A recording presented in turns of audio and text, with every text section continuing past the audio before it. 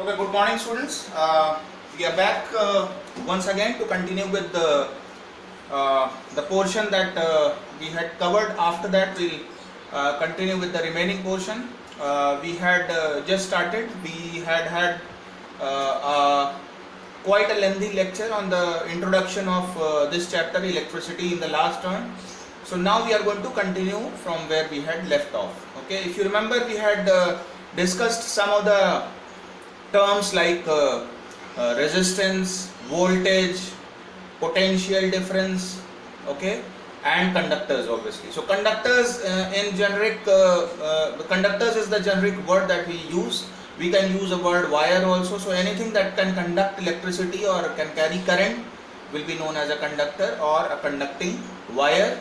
Okay, so now what we are going to stress on is Ohm's law.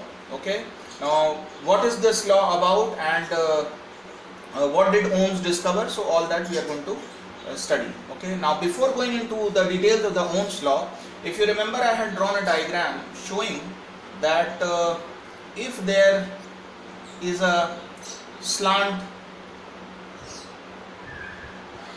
slope that has been maintained, let's say for example this AB, as long as it was level, the ball was not rolling down. So I had shown you that the moment you tilt or create a difference in the heights of the levels of A and B, then the ball will roll down.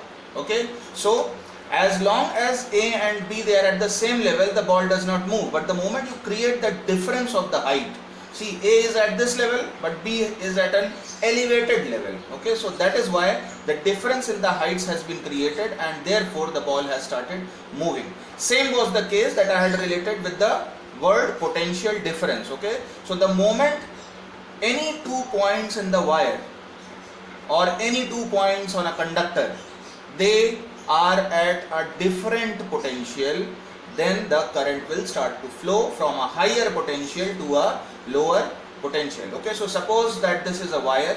Okay, this is at end, this is one end A and this is another end B of the same wire, and suppose that V of AB, now obviously you must know already, V stands for the potential word, the word potential. So when I write VAB, that means the potential difference between these 2 points AB is, suppose for example 10 volts. Okay, volts was the SI unit I had already discussed.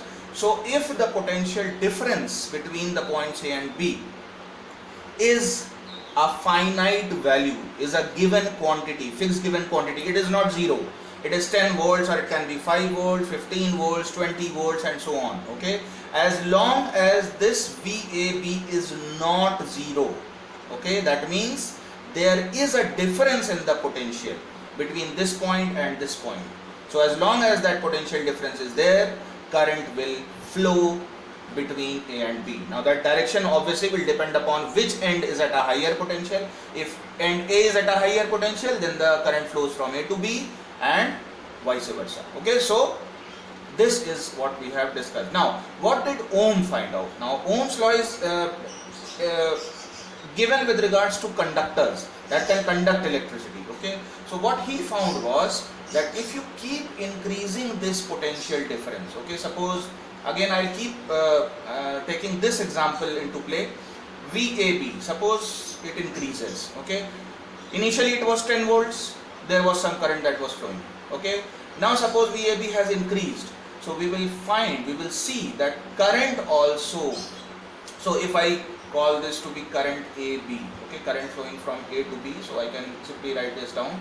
So what he found was that for conductors, if the potential difference increases, the current also increases in the same proportion. Okay, there was a condition allotted to that, but we'll go to the condition a little later. Now what I mean by this particular thing is, suppose initially VAB was, let's say for example 10 volts, as I said 10 volts. Suppose the current was found to be, let's say 1 ampere. Okay, now supposing I increase the potential difference between AB to, let's say 20 volts. Okay, I found that the current flowing through it also increased. Okay, it became 2 amperes. Okay, ampere is the SI unit of current.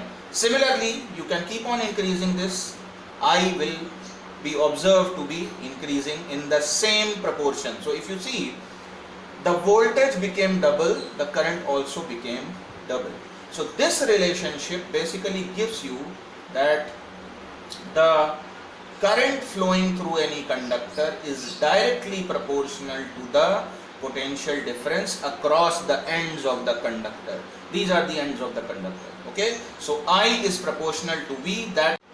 I is proportional to V. That means that if V increases, I will also increase. That means that the ratio of V and I will remain constant or fixed. Constant, or you can say that it is fixed. This ratio of V by I is known as the resistance of that particular conductor. Obviously, if you are taking a copper wire, the ratio of V and I will give you a fixed quantity. If you change the copper wire to an aluminum wire or to a nickel wire, you will have a different value of R. Okay, so R is a fixed quantity only as long as you are keeping the material same. Okay, so now I can simply write this down in terms of the expression of Ohm's law. V upon I is fixed, and that fixed number or that fixed letter, the value is represented by the letter R. So this becomes V is equal to I into R. This is the expression or the mathematical expression of Ohm's law. Okay, so you can simply write this down over here. This is what is known as Ohm's law. Okay, now if someone asks you what is mathematical expression of Ohm's law, V is equal to IR. Okay, what does Ohm's law represent? Ohm's law represents the relationship between the voltage, that is the potential difference, and the current flowing in a conductor. Okay, third question, how will you define Ohm's law? Under what condition does it apply? Okay, so that condition is very important.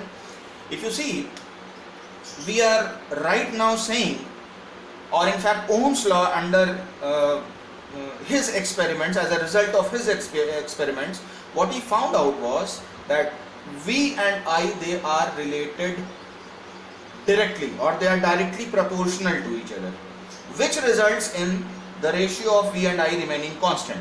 But this V and I ratio will only remain constant if the temperature of the surrounding, or the temperature of the wire to be exact, or the conductor is constant. Okay, so very important, for Ohm's law to be valid, we need to have the temperature constant. There should not be a variance in temperature, because you must have noticed, for a long time, if there is a current flowing in a conductor for a long time, the conductor has that capability or the tendency to get heated up.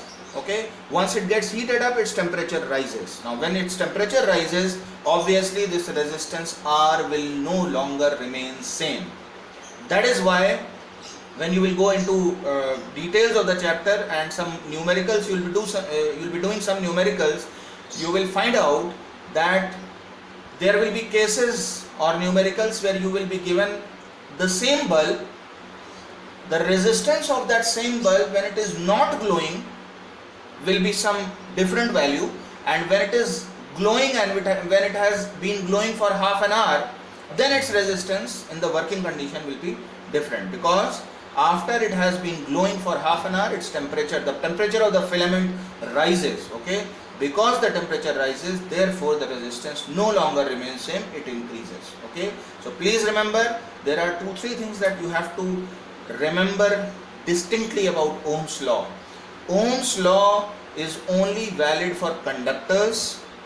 Number 2, Ohm's law will fail if there is a variance in temperature. If there is a temperature change in the conductor, then this relationship may not hold true. Okay, so if somebody asks you to define Ohm's law, you can easily define it as, according to Ohm's law, you can see in the book the statement is given, according to Ohm's law, the current flowing in a conductor, I, is directly proportional to the potential difference across the two ends of the conductor, provided, the important condition, provided the physical condition and the temperature of the conductor remains same. Okay, so by physical condition, basically we mean that the wire should not be stretched or twisted or things like those, okay, and the temperature of the conductor should remain constant, okay. So as long as that is maintained, you will get a direct relationship between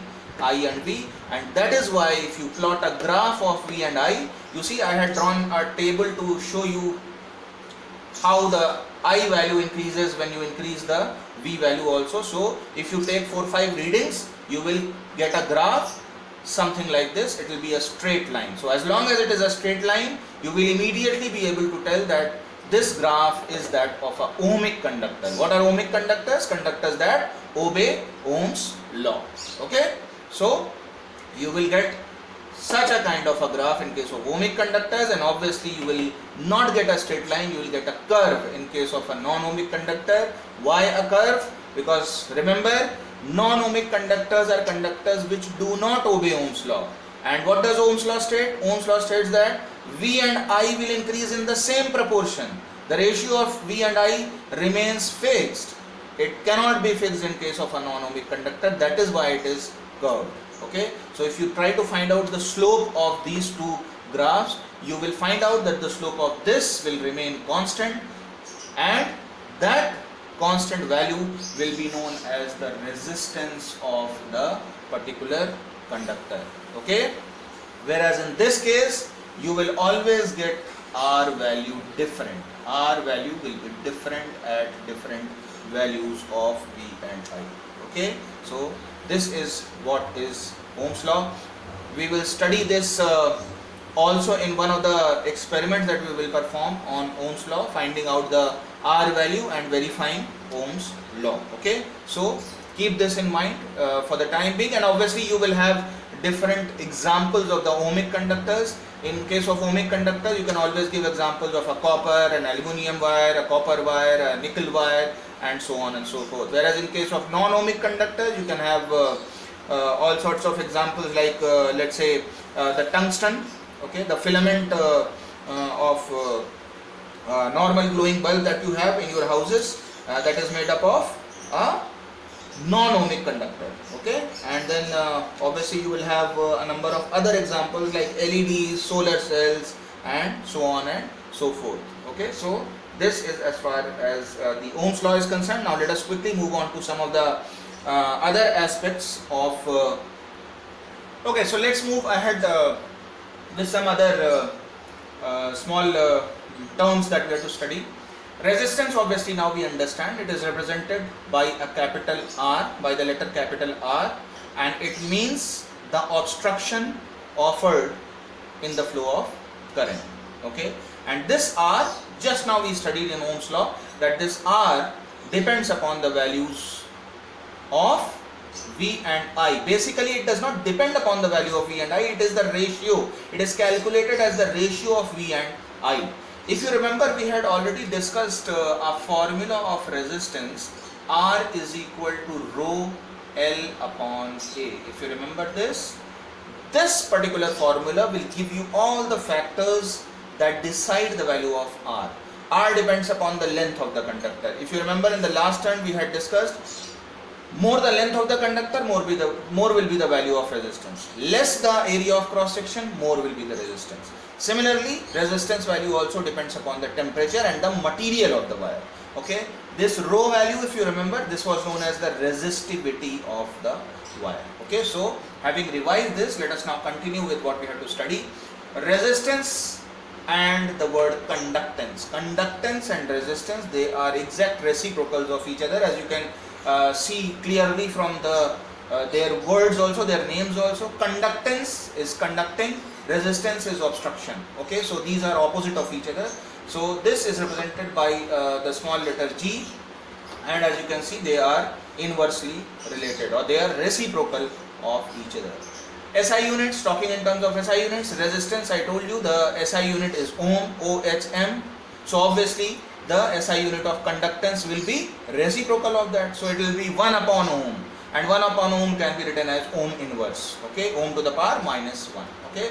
Similarly, resistivity, just now I showed you the formula, resistivity R is equal to rho L upon A, so that rho is known as the resistivity.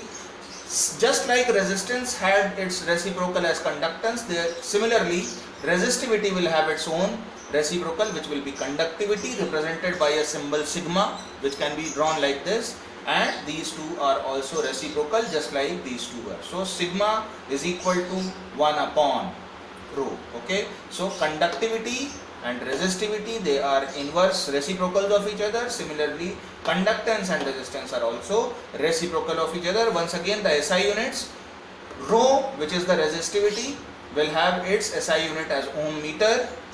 You can calculate that by using the formula. So if the SI unit of rho is ohm meter, the SI unit of conductivity, which is sigma, will be 1 upon ohm meter. So ohm inverse, meter inverse. Okay, so this is what you have to remember. Now coming back quickly to one of the numericals that we have to do. An electric gadget draws a current of 200 mA. This mA, small m is milli, A is ampere. So milliampere. A very small amount of current is being drawn by an electric gadget. From where is it drawn? So if you remember, current only flows if you give it a potential difference. If you give that potential difference across the ends of the gadget, then you will get a current. So who is providing that potential difference? You see, a 12 volt battery is providing that potential difference. So an electric gadget draws a current of 200 milliampere from a 12 volt battery. Find its resistance. So immediately V is equal to IR is the formula that we will use. We have to find out R. So R becomes V upon I. V has been given as 12 upon I, if you see, has been given in milliamperes. Milliamperes has to be converted into amperes, because if we are taking the battery voltage in SI units, we have to take the current also in SI units. So into 10 to the power minus 3, because milliampere is, when you convert it into ampere, you will multiply it by 10 to the power minus 3. This 10 to the power minus 3 will go up, so it will become 1 to 12 multiplied by 10 to the power 3. So I have taken this minus upwards, indices rule, and you have 200 here. So 2 zeros, they get cancelled over here, and then you have 2 5s are 10. So 12 5s are 60 is the value of R. Now if I ask you what will be the unit, since we are calculating the resistance of the wire, resistance of the wire has the SI unit as ohms, and the symbol is this symbol. So this becomes your final answer. Resistance of the electric gadget has come out to be 60 ohms. Okay, so let us go back to another question. A wire of resistance 3 ohms and length 10 centimeter is stretched to 30 centimeter. Find the new resistance of the wire. Okay, so let us first list the information that we have. This is the first case scenario. First value of resistance is 3 ohms. This is the symbol of ohms. Okay, this wire has a resistance of 3 ohms. What is the first length? Initial length. Initial length will be 10 centimeters. Okay, so obviously if this first case has resistance value as 3 ohms and length value as 10 centimeter, it will also have some area value, area of cross section. If you remember, if this is a wire, an enlarged view of the wire, you can call this to be the length, and you will call this portion to be the area of cross section. Okay, so this portion over here. Okay, so this suppose has an area of cross section as A, because that has not been given in the question. Now you will immediately, you should be asking the question, why are we taking area of cross section at all? When it is not given, why should we take it as A? Because if you remember the formula, the main formula of resistance, R is equal to rho L upon A. The main two factors on which R value depends is length and area of cross section. Okay, so keeping this formula in mind, we will try to solve this question. So this is the first case scenario. Now Come to the second case scenario. What is the second case scenario? When the wire has been stretched. Okay, so after stretching, what is the new resistance? That we don't know. So I put a question mark over here. What is the length after stretching? Obviously that is given, so that is 30 centimeters. Okay, now do you feel, do you comprehend that there will be a change in the area of cross section of the wire? So let me draw the wire again. Okay, now this is just for understanding, since we are doing the question for the first time, so I am showing you this over here. 10 centimeter is the length of the wire, the first case, and A was the area of cross section. So don't you think that if you stretch a wire, same wire is being stretched to 3 times. You see, length was 10 centimeter, it became 30 centimeter. That means you have stretched the wire 3 times. So obviously it is logical to understand that this thickness will go down by 3 times. Okay, so when you stretch the wire and make it lengthy by 3 times, then obviously the area of cross section will come down proportionally. So if the initial area was A, or the original area was A, the new area will become A by 3, which means 1/3, because on stretching it the area of cross section reduces. Okay, so now having these two conditions, obviously, now who will tell me what will be this rho value in both of these cases? It is the same wire, so as long as the wire is same, rho value will be same. So if you want, you can simply write down rho 1 is also rho, and rho 2, since the material is not changing, it is the same wire, so rho value is not going to change. Remember, rho value depends upon the material of the wire, not on the length or the area. Okay, so R1 is equal to rho 1 L1 upon A1. That's the first formula. And similarly, you have R2. So having a little bit of a problem over here with the R2 is equal to rho 2 L2 upon A2. So if you see, the essential formula is the same. R is equal to rho L upon A. Ones denote the first condition, twos denote the second condition. Okay. Now, rho 1 and rho 2, if you see rho 1 over here and rho 2 over here, essentially their values are same because the material is the same. So this rho 1 and rho 2 can get cancelled. So what will I get? R1 upon R2 is equal to L1 upon A1 and divided by L2 upon A2. Now I am going to put the values. Okay, R1 is 3 upon R2 I don't know, so I'll keep it like that, equal to L1. What is L1? 10 upon what is A1? A upon what is L2? 30 upon what is A2? A upon 3. A divided by 3, so that 3 will come over here. Now this is something that you will have to understand.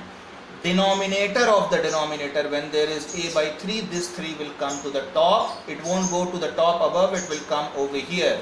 Now if you see, this A and this A gets cancelled, so you are going to get 3 upon R2 is equal to 10 upon 3 3s are 9, and there is a 0 over here. Okay, this 0 and this 0 gets cancelled, so what you are going to get is 3 upon R2 is equal to 1 upon 9.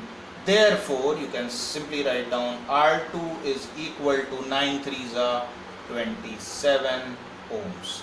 This is your final answer. Okay, now let me explain this question once again very quickly. This is a question in which the same material wire has been taken.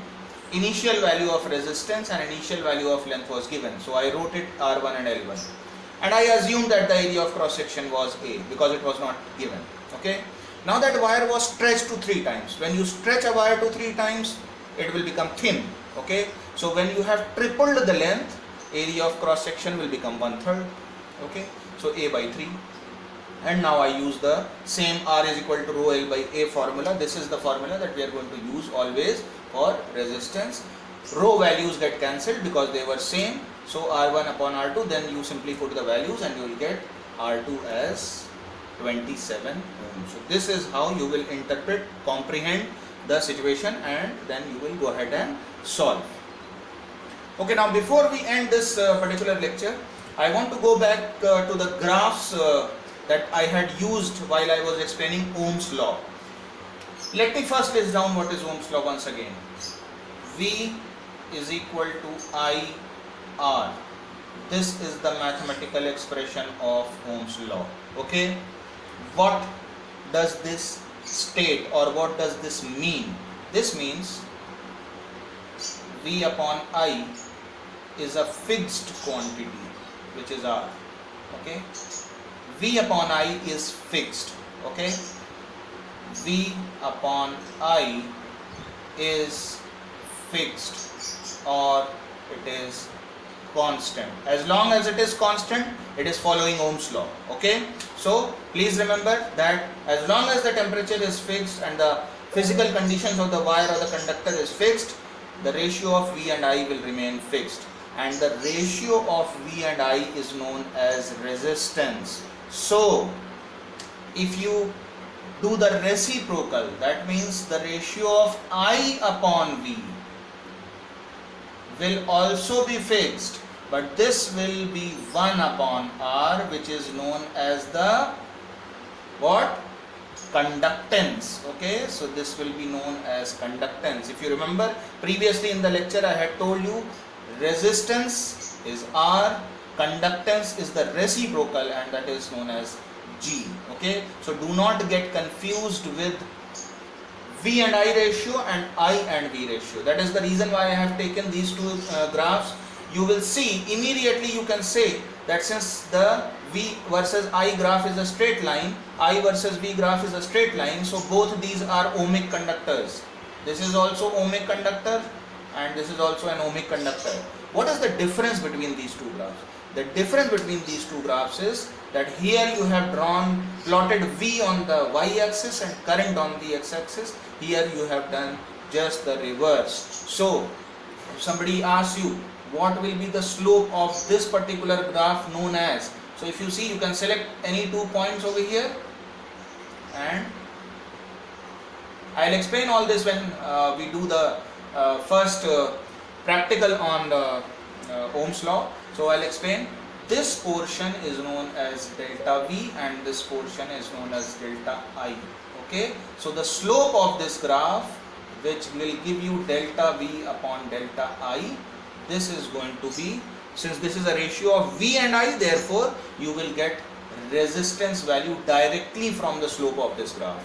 Okay, please remember, once again I am repeating, if your graph is V versus I, that means V is on the y-axis, I is on the x-axis, then the slope of the graph will directly give you R value. Okay, but if you have it reverse, that means I on the y-axis and V on the x-axis, then when you will do the same thing, then you will see that this portion over here will be delta I and this portion here will be delta V, and in this case the ratio that you will get, or the slope that you will get, will be delta I upon delta V, and this is not resistance, this is 1 upon resistance, or which is also known as the conductance. Okay, so please note, whenever you have the graphs for Ohm's law, you must note what is there on the y-axis and what is there on the x-axis. Such a graph you will be drawing in the first experiment pertaining to the verification of Ohm's law. Okay.